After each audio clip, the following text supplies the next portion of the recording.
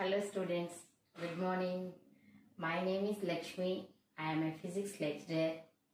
Today my topic is electrostatics.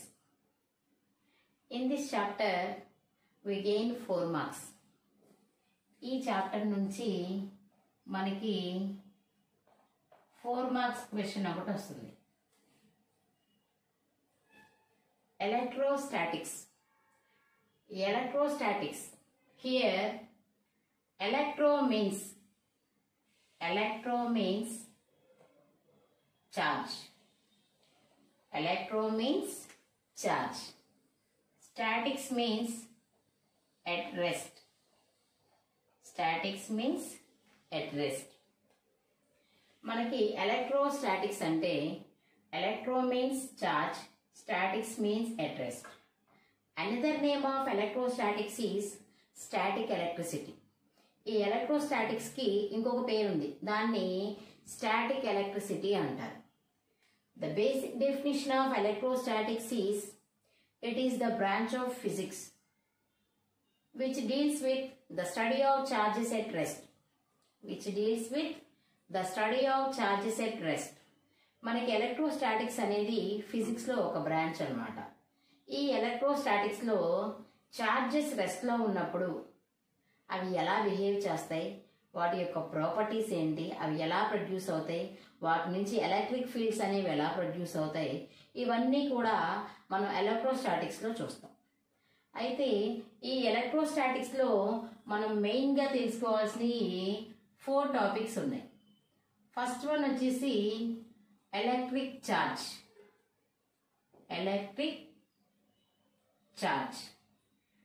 Second one వచ్చేసి electric field.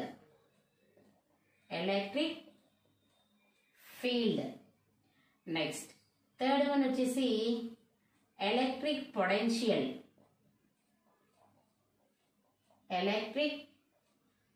Potential. Fourth one వచ్చేసి capacity.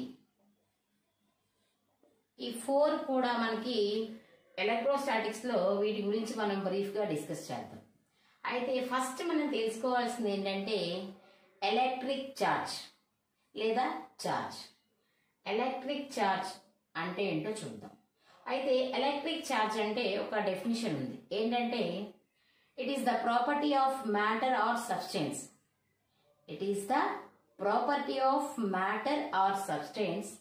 By which it produces electric and magnetic fields. Is called electric charge. అర్థమైందమ్మా? Electric charge అంటే it is the property of matter or substance.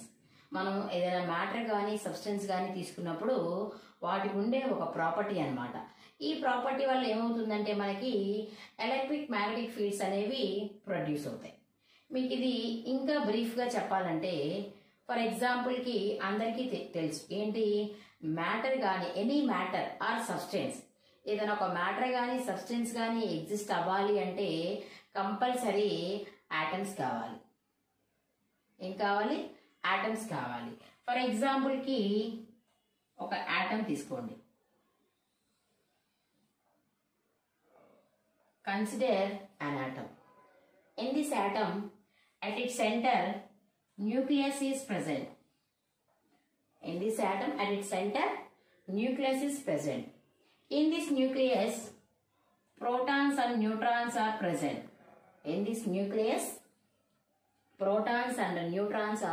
present. We know that protons have positive charge. But neutrons have no charge. Protons కి positive charge ఉంటది, neutrons కి ఎటువంటి charge ఉండదు. అయితే ఇక్కడ protons ని న్యూట్రాన్స్ ని కలిపి న్యూక్లియాన్స్ అంటారు.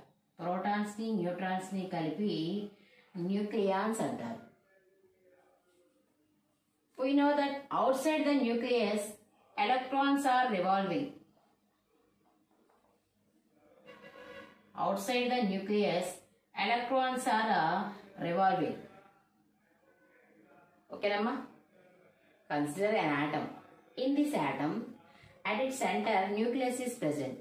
In this nucleus, protons and neutrons are present. These protons and neutrons are called nucleons. Protons ni neutrons ni nucleons. Outside the nucleus, electrons are revolving around the nucleus. ఈ nucleus చుట్టూతా electrons తిరుగుతూ ఉంటాయి. ఇది అందరికీ తెలిసింది. అయితే మనకి ఇక్కడ న్యూట్రాన్స్కి ఎటువంటి ఛార్జ్ ఉండదు కాబట్టి దాని పక్కన పెట్టేయండి. ఇప్పుడు ఈ ఎలక్ట్రాన్స్కి ప్రోటాన్స్కి ఏమవుతుందంటే ఒక ఇంట్రిన్సిక్ ప్రాపర్టీ ఉంటుంది. ఈ ఎలక్ట్రాన్స్కి ప్రోటాన్స్కి ఉండే ఆ ఇంట్రిన్సిక్ ప్రాపర్టీనే మనం ఛార్జ్ అంటాం. ఎలక్ట్రాన్స్కి ప్రోటాన్స్కి ఉండే ఇంట్రిన్సిక్ ప్రాపర్టీని మనం ఏమంటాం? ఛార్జ్ అంటాం. ఓకేనమ్మా, ఛార్జ్ అంటాం. అయితే మనకి ఇక్కడ ఈ ఎలక్ట్రాన్స్ని ప్రోటాన్స్ని న్యూట్రాన్స్ని వీటన్నిటినీ కలిపి ఫండమెంటల్ పార్టికల్స్ అంటారు. ఏమంటారు? Fundamental particles or elementary particles. Fundamental particles or elementary particles అంటారు. ఇంకో పేరు కూడా ఉంది, ఏంటంటే సబ్ అటామిక్ పార్టికల్స్. ఇప్పుడు దీని నుంచి మనం ఎలక్ట్రిక్ ఛార్జ్ కి డెఫినేషన్ ఎలా చెప్పాలంటే, charge is an intrinsic property of the elementary particles. Charge is an intrinsic property of the elementary particles of matter. Which creates a force of between different objects. Is called electric charge. మనకి ఇక్కడ electric charges కి 2 definitions ఉంటాయి. అందులో general గా చెప్పేది, it is the property of matter or substance by which it produces electric and magnetic fields is called electric charge అంటాం. అయితే మీకు ఇంకా క్లియర్ గా తెలియాలంటే, ఇప్పుడు మనం చెప్పుకున్నట్టు ఆటమ్ లోపల ఉండే ఈ సబ్ అటామిక్ పార్టికల్స్ కి ఉండే ఒక ఇంట్రిన్సిక్ ప్రాపర్టీనే మనం ఛార్జ్ అంటాం. సో ఈ ఇంట్రిన్సిక్ ప్రాపర్టీ వల్ల ఏవైనా 2 డిఫరెంట్ ఆబ్జెక్ట్స్ మధ్య ఎలక్ట్రిక్ ఫోర్స్ అనేది క్రియేట్ అవుతుంది. ఎవరి వల్ల ఎలక్ట్రిక్ ఫోర్స్ క్రియేట్ అవుతుంది? ఈ 2 ఎలక్ట్రాన్స్ ప్రోటాన్స్ ఉన్నాయి కదా, ఎలిమెంటరీ పార్టికల్స్, వీటికి ఉన్న ఇంట్రిన్సిక్ ప్రాపర్టీ వల్ల ఫోర్స్ అనేది క్రియేట్ అవుతుంది. సో అయితే ఇప్పుడు మనం ఈ ఇంట్రిన్సిక్ ప్రాపర్టీని ఏమంటాం? ఎలక్ట్రిక్ ఛార్జ్ అంటాం. ఏమంటామమ్మా? Electric charge. నెక్స్ట్ మనకి ఈ ఛార్జ్ని దేంతో డినోట్ చేస్తాం?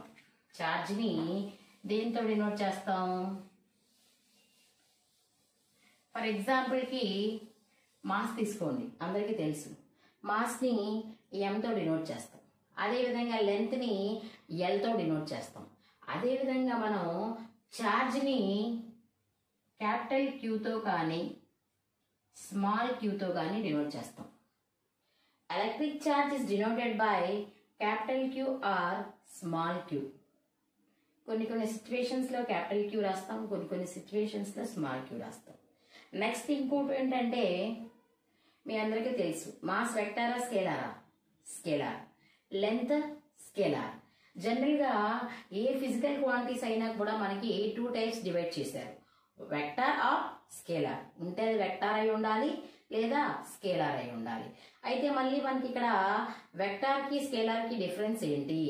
మనకి వెక్టార్ తీసుకుంటే a physical quantity which having both magnitude and direction is called vector. ఇప్పుడు ఒక ఫిజికల్ క్వాంటిటీ తీసుకుంటే ఆ ఫిజికల్ క్వాంటిటీకి మ్యాగ్నిట్యూడ్ డైరెక్షన్ 2 ఉండాలి, దాన్ని వెక్టార్ అంటారు. అదే స్కేలార్ అంటే ఏంటి? Only magnitude but no direction. Only magnitude ఉంటుంది, డైరెక్షన్ ఉండదు. అయితే ఇక్కడ ఎలక్ట్రిక్ ఛార్జ్ అనేది వెక్టారా స్కేలారా? Electric charge is a scalar. So it is a scalar. Electric charge is a scalar. Next, ఈ ఎలక్ట్రిక్ ఛార్జ్ కి SI యూనిట్ ఏంటమ్మా అంటే కూలుంబ్. SI యూనిట్ ఏంటమ్మా? కూలుంబ్. ఈ కూలుంబ్ని Cతో డినోట్ చేస్తాం. కూలుంబ్ని దేంతో డినోట్ చేస్తాం? Cతో డినోట్ చేస్తాం. ఫర్ ఎగ్జాంపుల్ మాస్ కి యూనిట్ కేజీ, లెంత్ కి unit metre are centimetre.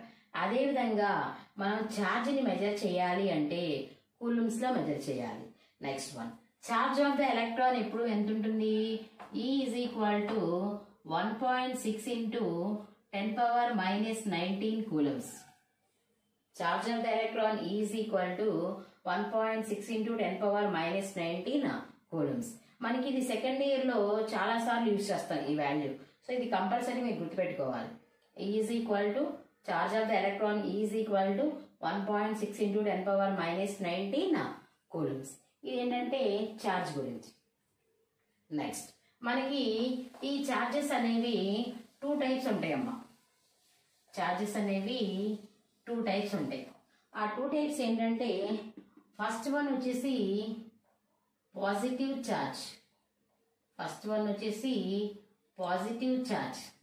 Second one వచ్చేసి నెగటివ్ ఛార్జ్. మనకి ఛార్జ్ అనేది 2 types, positive charge, negative charge. First positive charge గురించి మాట్లాడదాం. If a body is said to be positive charge, if it loses electrons, then it is called positive charged body. For example ఇప్పుడు నేను ఒక body తీసుకున్నట్టయితే ఆ బాడీని నువ్వు positive charged body అని ఎప్పుడు చెప్పాలి? ఆ బాడీలో ఉన్న ఎలక్ట్రాన్స్ అది లాస్ అవ్వాలి. సో అలా లాస్ అయినప్పుడు ఆ బాడీని పాజిటివ్ ఛార్జ్ అంటాం. ఏమంటామమ్మా? Positive charge. అదేవిధంగా నెగటివ్ ఛార్జ్ అంటే ఏంటి? A body is said to be negative charged if it gains electrons. అంటే ఏంటి? ఈ బాడీ ఎలక్ట్రాన్స్ ని గెయిన్ చేసుకోవాలి. అంటే ఎలక్ట్రాన్స్ అనేవి ఆ బాడీకి యాడ్ అవ్వాలి. అలా ఎలక్ట్రాన్స్ యాడ్ అయితే దాన్ని నెగటివ్ ఛార్జ్ అంటాం. ఓకేనా? క్లియర్గా గుర్తుపెట్టుకోండి. Positive charge, negative charge. Positive charge అంటే అది ఎలక్ట్రాన్స్ ని లాస్ అవ్వాలి, ఆ బాడీలో ఉన్న ఎలక్ట్రాన్స్ బయటికి వెళ్ళిపోవాలి, దాన్ని పాజిటివ్ ఛార్జ్ అంటాం. నెగటివ్ ఛార్జ్ అంటే ఏంటి? ఎలక్ట్రాన్స్ ని గెయిన్ చేసుకోవాలి, దాన్ని మనం నెగటివ్ ఛార్జ్ అంటాం. ఫర్ ఎగ్జాంపుల్ పాజిటివ్ ఛార్జ్ కి ఒక ఎగ్జాంపుల్ చెప్పుకుందాం. ఏంటంటే when a glass rod is rubbed with a silk cloth, glass rod is rubbed with a silk cloth, then glass rod acquires a positive charge and silk cloth acquires a negative charge. అర్థమైందా? మనం ఒక glass rod తీసుకొని దాన్ని silk cloth తో ఇలా rub చేసినప్పుడు ఏం జరుగుతుందంటే గ్లాస్ రాడ్కి ఏమో పాజిటివ్ ఛార్జ్ వస్తుంది, సిల్క్ క్లాత్కి వచ్చేసి నెగటివ్ ఛార్జ్ వస్తుంది. అంటే అక్కడ మీనింగ్ ఏంటి? గ్లాస్ రాడ్కి పాజిటివ్ ఛార్జ్ వచ్చింది. పాజిటివ్ ఛార్జ్ అంటే ఏంటి? It loses electrons. Glass rod ఏం చేసిందమ్మా? ఎలక్ట్రాన్స్ ని లూజ్ చేసింది. గ్లాస్ రాడ్ ఎప్పుడైతే ఎలక్ట్రాన్స్ ని లూజ్ చేసుకుందో సిల్క్ క్లాత్ ఏం చేస్తుంది? ఆ ఎలక్ట్రాన్స్ ని గెయిన్ చేసుకుంటది. కాబట్టి గ్లాస్ రాడ్ ఏమో పాజిటివ్ చార్జ్ బాడీ కింద మారింది, సిల్క్ క్లాత్ వచ్చేసి నెగిటివ్లీ చార్జ్ బాడీ కింద మారింది. అది ఎగ్జాంపుల్. నెక్స్ట్ అదే నెగిటివ్ ఛార్జ్ తీసుకుందాం. నెగిటివ్ ఛార్జ్కి ఏంటంటే ఇందాక చెప్పినట్టే, కాకపోతే అక్కడ గ్లాస్ రాడ్ తీసుకున్నాం, ఇక్కడ ప్లాస్టిక్ రాడ్ తీసుకోండి. when a plastic rod is rubbed with woolen cloth, then plastic rod acquires negative charge and woolen cloth acquires positive charge. ఇక్కడ ఏం జరుగుతుంది? ప్లాస్టిక్ రాడ్ ని ఉలెన్ క్లాత్ తో రబ్ చేసినప్పుడు ప్లాస్టిక్ రాడ్ లో నెగిటివ్ ఛార్జ్ వచ్చింది, woollen cloth కి positive charge వచ్చింది. అంటే ఏంటి? ప్లాస్టిక్ రాడ్ ఏమో ఎలక్ట్రాన్స్ ని గెయిన్ చేసుకుంది, ఉలెన్ క్లాత్ వచ్చేసి ఎలక్ట్రాన్స్ ని లూజ్ అయ్యింది అనమాట. ఇవి టైప్స్ ఆఫ్ చార్జెస్. నెక్స్ట్ మనకి ఈ చార్జెస్ కొన్ని ఇవి ఎలా బిహేవ్ చేస్తాయి అనేది ఏంటంటే ఫస్ట్ అందరికీ తెలిసిందే. ఫస్ట్ వన్ ఏంటంటే like charges repel each other and unlike charges attract each other. Like charges repel each other and unlike charges attract each other. Like means same charges. Like అంటే ఏంటి? ఒకేలా ఉండే వాటిని లైక్ చార్జెస్ అంటారు. Unlike అంటే ఏంటి? Different గా ఉండే వాటిని అన్లైక్ చార్జెస్ అంటారు. ఇప్పుడు మనం ఏమనుకుంటున్నాం? Like charges repel each other. For example like charges అంటే రెండు పాజిటివ్ అంటే రెండు ప్లస్ తీసుకోండి, లేదా రెండు మైనస్లు తీసుకోండి అంటే నెగిటివ్ ఛార్జెస్. లైక్ ఛార్జెస్ అన్నాం కదా, తీసుకుంటే రెండు పాజిటివ్ ఛార్జెస్ లేదా రెండు negative charges. So like charges repel each other. So ఇలా సేమ్ ఛార్జెస్ తీసుకున్నప్పుడు వాటి మధ్య రిపల్సివ్ ఫోర్స్ ప్రొడ్యూస్ అయింది. వాటి మధ్య రిపల్సివ్ ఫోర్స్ ప్రొడ్యూస్ అయింది. అలా కాకుండా అన్లైక్ ఛార్జెస్ తీసుకోండి. అన్లైక్ ఛార్జెస్ అంటే ఒక ప్లస్ ఒక మైనస్. సో అన్లైక్ ఛార్జెస్ తీసుకున్నప్పుడు ఇక్కడ ఏమైందంటే దీని నుంచి అట్రాక్టివ్ ఫోర్స్ అనేది ప్రొడ్యూస్ అయింది. దీని నుంచి ఏం ప్రొడ్యూస్ అయిందమ్మా? అట్రాక్టివ్ ఫోర్స్ అనేది ప్రొడ్యూస్ అయింది. ఇది ఛార్జెస్ ఉండే ఒక ప్రాపర్టీ.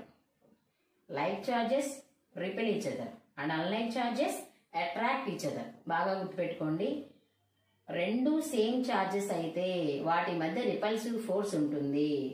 లేదు రెండు అన్లైక్ ఛార్జెస్ అంటే డిఫరెంట్ ఛార్జెస్ అయితే వాటి మధ్య అట్రాక్టివ్ ఫోర్స్ ఉంటుంది. వాటి మధ్య ఏముంటుంది? అట్రాక్టివ్ ఫోర్స్ ఉంటుంది. Next one, if a body gets positive charge, if a body gets positive charge its mass slightly decreases. Its mass slightly decreases. ఇప్పుడు ఏదన్నా ఒక బాడీకి పాజిటివ్ ఛార్జ్ వచ్చింది అనుకోండి, ఒక బాడీకి పాజిటివ్ ఛార్జ్ వస్తే ఏమైందంటే దాని యొక్క వెయిట్ అనేది డిక్రీజ్ అయిపోద్ది. దాని యొక్క వెయిట్ అనేది డిక్రీజ్ అయిపోద్ది. లేదు, if a body gets negative charge, if a body gets negative charge its weight slightly increases. Its weight slightly increases. ఇంకేదైనా ఒక బాడీకి నెగిటివ్ ఛార్జ్ వచ్చిందనుకో అదేమవుతుంది? వెయిట్ అనేది ఇంక్రీజ్ అవుతుంది. ఎందుకని? పాజిటివ్ ఛార్జ్ వస్తే ఎలక్ట్రాన్స్ లూజ్ అవుతుంది. పాజిటివ్ ఛార్జ్ అంటే ఏంటి? ఎలక్ట్రాన్స్ లూజ్ అవుతాయి అని చెప్పాను. సో ఎప్పుడైతే ఎలక్ట్రాన్స్ లూజ్ అయినాయో ఆ బాడీ యొక్క వెయిట్ అనేది తగ్గిపోద్ది. అదే నెగిటివ్ ఛార్జ్ వచ్చిందనుకోండి ఎలక్ట్రాన్స్ ని గెయిన్ చేసుకుంటుంది కాబట్టి దాని యొక్క వెయిట్ అనేది ఇంక్రీజ్ అయింది. వెయిట్ అనేది ఏమైందమ్మా? ఇంక్రీజ్ అయింది. ఇంకొక పాయింట్ ఏంటంటే ఫర్ ఎగ్జాంపుల్కి ఇప్పుడు ఇందాక చెప్పాను నేను, charge of the electron is equal ఎంత అంటే 1.6 × 10⁻⁻19 కూలమ్స్ అన్నా ఛార్జ్ ఆఫ్ ద ఎలక్ట్రాన్. అదేవిధంగా charge of the proton, charge of the proton అంటే నీకు ఇది కూడా 1.6 × 10⁻⁻19 కూలమ్సే. రెండింటికి వాల్యూ సేమ్. కాకపోతే ఇక్కడ ఏంటంటే ఎలక్ట్రాన్ కి నెగటివ్ నేచర్ ఉంటుంది, ప్రోటాన్ కి పాజిటివ్ నేచర్ ఉంటుంది. అది గుర్తుపెట్టుకోవాలి మీరు. ప్రాబ్లమ్స్ లో ఒక్కొక్కసారి వాల్యూస్ వేసేటప్పుడు ఛార్జ్ ఆఫ్ ద ఎలక్ట్రాన్ అయితే 1.6 × 10⁻⁻19 కానీ దానికి నెగిటివ్ నేచర్ ఉంది కాబట్టి అక్కడ ఉన్న సిచ్యువేషన్ బట్టి అప్పుడప్పుడు మైనస్ యూజ్ చేస్తాం. అదే ఛార్జ్ ఆఫ్ ద ప్రోటాన్ అయితే కంపల్సరీ 1.6 × 10⁻⁻19. ఇక్కడ మైనస్ ఏంటి అంటే ఎలక్ట్రాన్ కి నెగిటివ్ నేచర్ ఉంటుంది, ప్రోటాన్ కి పాజిటివ్ నేచర్ ఉంటుంది. ప్రోటాన్ కి పాజిటివ్ నేచర్ ఉంటుంది. నెక్స్ట్ వచ్చేసి ఈ ఎలక్ట్రాన్స్ అనేవి ఇంకా ఎలా ప్రొడ్యూస్ అవుతాయి? కొన్ని మెథడ్స్ ఉన్నాయి. ఈ ఎలక్ట్రాన్స్ చార్జెస్ అనేవి ఎలా ప్రొడ్యూస్ అవుతాయి అంటే, ఈ చార్జెస్ అనేవి ఎలా ప్రొడ్యూస్ అవుతాయి? ఫస్ట్ వన్ వచ్చేసి బై రబ్బింగ్. ఏవైనా టూ బాడీస్ ని మనం రబ్ చేసినప్పుడు ఆ టూ బాడీస్ మీద ఏమవుతుందంటే equal amount of opposite charges produce అవుతాయి. Equal number of opposite charges produce అవుతాయి. ఎందుకంటే మనం టూ బాడీస్ ని రబ్ చేసినప్పుడు ఆ టూ బాడీస్ మధ్య ఫ్రిక్షనల్ ఫోర్స్ ఎగ్జిస్ట్ అయ్యి టూ బాడీస్ లో equal number of charges produce అవుతాయి, కాకపోతే ఆపోజిట్ చార్జెస్ ప్రొడ్యూస్ అవుతాయి. బై రబ్బింగ్ ఒకటి, నెక్స్ట్ కండక్షన్ ద్వారా, నెక్స్ట్ ఇండక్షన్ ద్వారా, ఇలా చాలా మెథడ్స్ ద్వారా మనకి ఏంటంటే చార్జెస్ అనేవి ప్రొడ్యూస్ అవుతూ ఉంటాయి. నెక్స్ట్ మనం ఏంటంటే ప్రాపర్టీస్ ఆఫ్ ఎలక్ట్రిక్ చార్జెస్ మాట్లాడదాం. Properties of electric charges.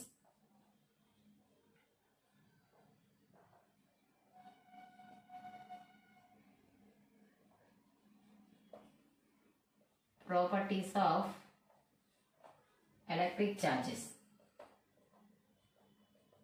Properties of electric charges మనకి ఫస్ట్ ప్రాపర్టీ ఇందా చెప్పాను ఏమని, like charges repel each other and unlike charges attract each other. ఇది కంపల్సరీ ఫస్ట్ ప్రాపర్టీ అన్నమాట, అందరికీ తెలిసిందే. లైక్ చార్జెస్ అయితే రిపెల్ అవుతాయి, అన్లైక్ చార్జెస్ అయితే అట్రాక్ట్ అవుతాయి. ఇది ఫస్ట్ ప్రాపర్టీ. నెక్స్ట్ రెండో ప్రాపర్టీ ఏంటంటే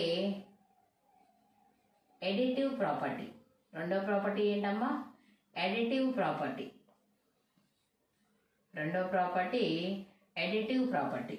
ఎడిటివ్ ప్రాపర్టీ అంటే ఏంటంటే ఆల్రెడీ ఇందా చెప్పుకున్నాం మనం. Electric charge is a scalar quantity. Electric charge is a scalar quantity like mass. Mass ఎలా స్కేలారో ఎలక్ట్రిక్ ఛార్జ్ కూడా అలాగే స్కేలార్ క్వాంటిటీ. మాస్కి ఎడిటివ్ ప్రాపర్టీ ఉంటుంది.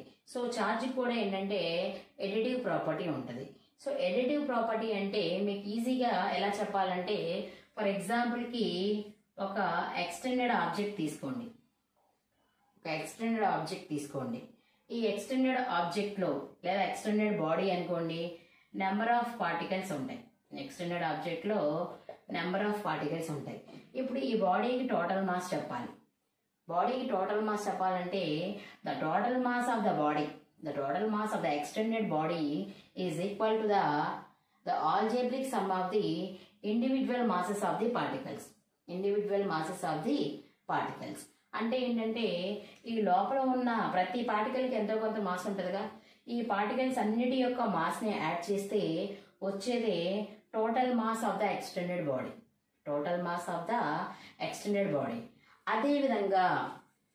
ఇదే విధంగా మనం ఛార్జ్ చెప్తాం. ఛార్జ్ ఏంటంటే ఫర్ ఎగ్జాంపుల్ ఏదైనా ఒక బాడీ కానీ ఒక సిస్టమ్ కానీ తీసుకోండి. ఇప్పుడు ఆ సిస్టమ్కి నువ్వు మనకి ఏం చెప్పాలి, టోటల్ ఛార్జ్ చెప్పాలి. So the total charge of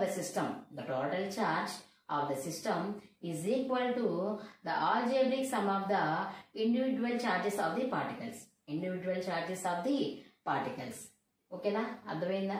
మనం టోటల్ ఛార్జ్ ఏదైనా ఒక సిస్టమ్కి టోటల్ ఛార్జ్ చెప్పాలంటే ఆ సిస్టంలో ఉన్న పార్టికల్స్ యొక్క టోటల్ ఛార్జెస్ని యాడ్ చేస్తే వచ్చేదే total charge of the system.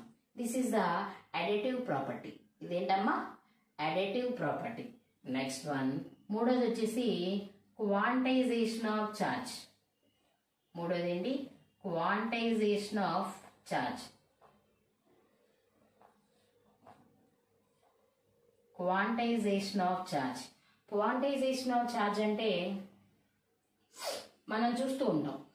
ఇప్పుడు ఏదైనా ఒక బాడీ తీసుకున్నప్పుడు ఆ బాడీ మీద ఛార్జ్ ఉంటే ఎక్కువ ఉండొచ్చు లేదా తక్కువ ఉండొచ్చు. అయితే ఇక్కడ క్వాంటైజేషన్ ఆఫ్ ఛార్జ్ అంటే the charge on any body, A body అన్నా తీసుకోండి, the charge on any body is equal to an integral multiple of charge of the electron. The charge on any body is equal to an integral multiple of charge of the electron. For example ఒక body తీసుకుందాం. ఆ body యొక్క charge Q. ఆ body యొక్క charge అనేది Q అనుకుందాం. ఆ body యొక్క ఛార్జ్ Q. ఈ ఛార్జ్ అనేది is equal to the charge on any body is equal to an integral multiple of charge of the electron. Integral multiple of charge of the electron. Integral multiple of charge of the electron. Here Q means the charge of the body, N means integer, E means charge of the electron. Here N is equal to, integer means 0, plus or minus 1, plus or minus 2, so on infinity. Q ante charge, N ante integers, E ante charge of the electron. E is equal to 1.6 into 10 power minus 19 coulombs. A body మీదైనా మనకి ఇంత charge ఉంటుంది అనమాట. ఎంత charge ఉంటుంది? The charge on any body is equal to integral multiple of charge of the electron. This is called quantization of charge. దీన్ని ఏమంటామమ్మా? Quantization of charge. Next fourth one వచ్చేసి charge is conserved.